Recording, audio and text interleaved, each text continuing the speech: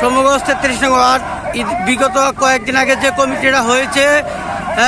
এই বিষয়ে প্রতিবাদ এবং মানববন্ধন সকল অঙ্গ সংগঠন, স্বেচ্ছাসেবক, যুবদল, মহানগর, কৃষক দল, শ্রমিক দল সকলেই এই প্রতিবাদ জানানোর জন্য 33 নং ওয়ার্ড সমগঞ্জ এই প্রতিবাদ মিছিল সবাই জানাচ্ছে।